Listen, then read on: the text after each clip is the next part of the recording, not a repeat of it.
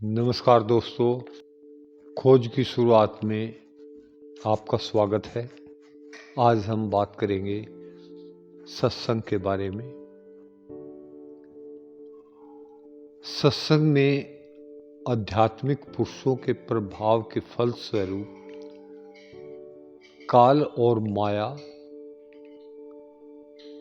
का प्रभाव नहीं रहता। जो भी वहां जाता है अपने आप को भूल जाता है। खरबूजे को देखकर खरबूजा रंग पकड़ता है। सत्संग में आध्यात्मिकता का सोता बहता रहता है। जो भी आता है उस पर आत्मिक प्रेम की बूंदें छिड़की जाती हैं और वह प्रेम की मूर्ति बन जाता है। जहाँ प्रेम है वहाँ एक विशेष प्रकार का सुरूर, आनंद में नशा उत्पन्न हो जाता है। जो भी आता है अपनी चिंताओं और मैल को जला जाता है और अपने असली रंग में निखर उठता है। यह एक अनोखी संपदा है जो सद्गुरु पढ़े हों और अनपढ़ों सबको मुफ्त बांटता है। उसका विश्व विजय सौंदर्य, तेज और चुंबकीय आकर्षण हर एक को अपनी अपनी पात्रता के अनुसार खींचता, जिसके फलस्वरूप काल तथा माया अर्थात समय और संसार के पदार्थों की वासना को भूल जाता। यहाँ तक कि उसको यह भी खबर नहीं रहती कि वक्त क्या है और किस प्रकार बीत रहा। सत्संग की इतनी महिमा है कि इसके द्वारा भगवान भी मोहित हो जाते। अतः जिस प्रकार भी हो सके जीव संतों को ढूंढकर उनकी संगति करे, यही उसके छूटने का साधन बन जाता है। यदि जीव को किसी संत की संगति प्राप्त हो जाए और उस पर भरोसा हो जाए तो जीवन के आदर्श की प्राप्ति का बीमा हो जाता है। पर जब तक पूर्ण संत सतगुरु न मिले मनुष्य को पवित्र जीवन रखना चाहिए और धर्म पुस्तकों का मनन तथा ऐसे व्यक्तियों की संगति करनी चाहिए जो आध्यात्मिकता की ओर जा रहे। यदि पुरुष की असीम कृपा से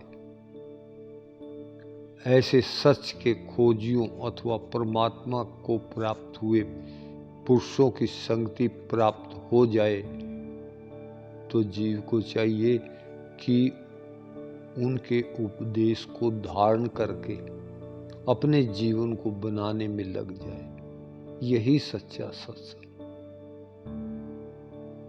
सत मालिक का नाम है और वह संतों में या जहां भी सच्चे भक्तों की मंडली हो वहां रहता है। जहां जिस विचार के लोग रहते हों वहां उनके विचारों के देहधारी रूप भी होते। अगर यह सच है कि विद्या स्कूलों कॉलेजों में होती है, दवाइयाँ अस्पतालों में, गर्मी चूल्हों में और तरावट वहाँ जहाँ पानी की बूंदों का भंडार हो, तो जहाँ भक्तजन निवास करते हैं वहाँ मालिक भी रहता, क्योंकि वहाँ भक्ति भाव की लहरें हिलोरें मारती।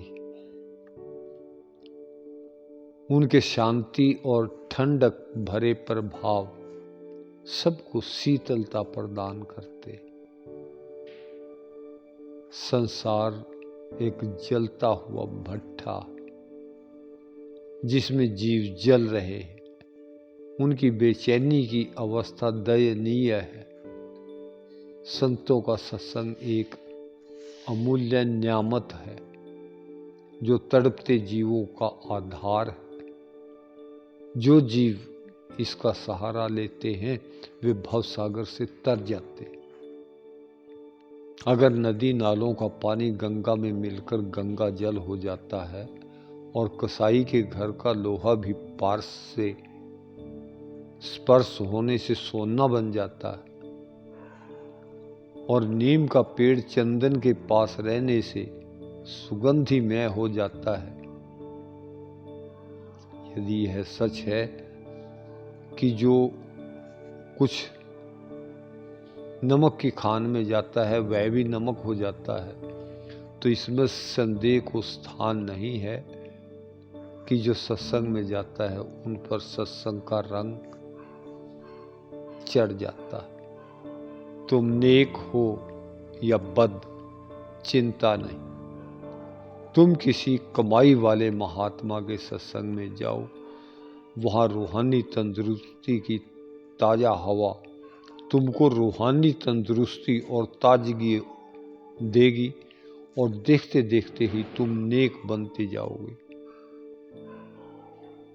और संपूर्ण दैवी गुण तुम्हारे अंदर प्रकट हो जाएंगे। हृदय और मनन से सत्संग के वचन सुनते सुनते तथा उसका रस लेते लेते तुम में आसानी से मन इंद्रियों पर अधिकार पाने की शक्ति आ जाएगी तथा साधु संग में सूरत ठहरने लग जाएगी। बहुत बहुत शुक्रिया जी, बहुत बहुत धन्यवाद।